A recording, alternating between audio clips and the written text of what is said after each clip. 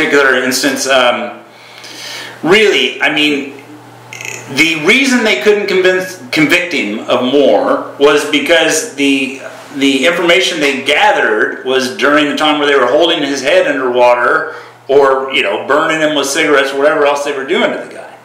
So the question is, you know, should they be allowed to try this guy like that? Should they be allowed to try him with more, even though everything else they got on him was, you know, got into distress? I would argue that he's probably going to do life in prison anyway.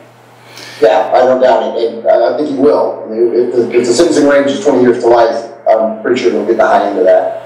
I actually heard one of the conservative staters on the radio talking about this, and it was all just livid that the guy was convicted on only one of, what, 200 and something, 300 counts. But the one, as we said, gives him 20 years to life. And he said what they should have just done is kept him in Guantanamo in detention forever. That was this guy's opinion on this. So he wants the government to be able to pick people up. I mean, they might think he did something wrong. They might have a legitimate reason to think he's a bad guy.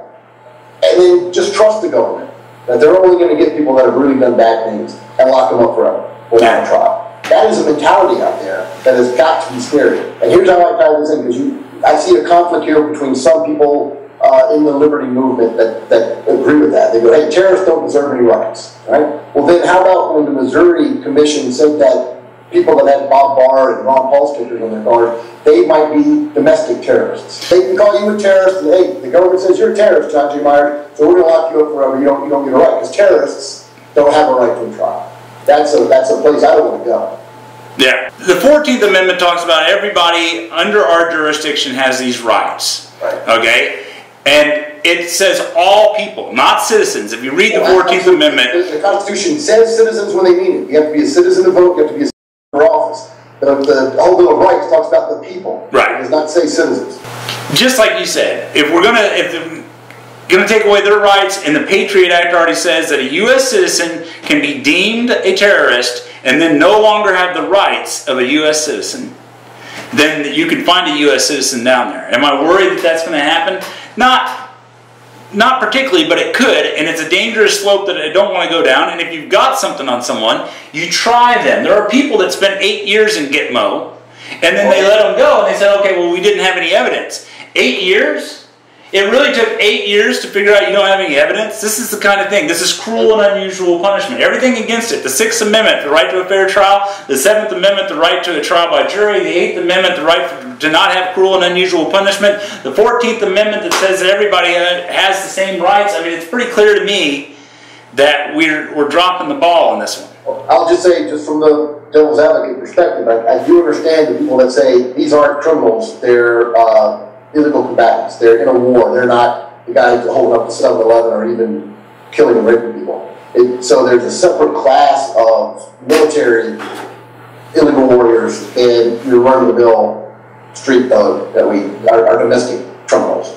So I mean, I understand that they make that distinction. I'm just not sure how far you can carry it. I understand this is a battle like we've never seen in history. You know, the bad guys, let's call them the bad guys because they are bad guys, aren't wearing Nazi uniforms and they're not answering to a chain of command. It's a completely different type of battle we're fighting, and we're going to have to come up with some new tools. I don't want to sacrifice our constitutional freedoms that we have in the name of defending ourselves and because we're scared.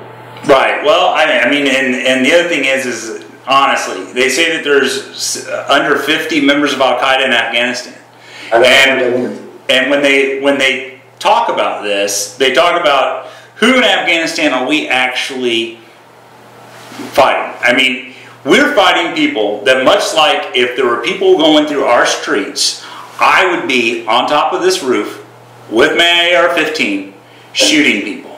Normally when you have a war, you've got rules that you have to follow, and we're not necessarily following these rules.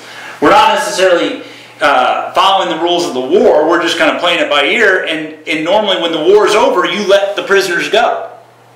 Just the same way when we took prisoners, for Nazi prisoners or whatever, unless they've been accused of, horrific war crimes, on the higher up chain, when you capture those people, you just let them go. Well, the question is, when is this war over? It's an undeclared war on everything and everybody, and the war itself, in my opinion, and we can differ here, we don't have a war on terror, we have a war for terror. We are never going to stop it like this. It can only grow. We're only going to get more people, more Nidal Hassans who believe that we have a war on Muslims. We're going to get more people like that. Now, I know that there are going to be people that say, oh, well, that's so unpatriotic. And it's like, look, facts aren't unpatriotic. To blame and accountable, etc. If someone attacks, you go after them, you kill them, you wipe them out. This is, you know, people don't hear me talk like this all the time, but then you stop, you come back. That's it.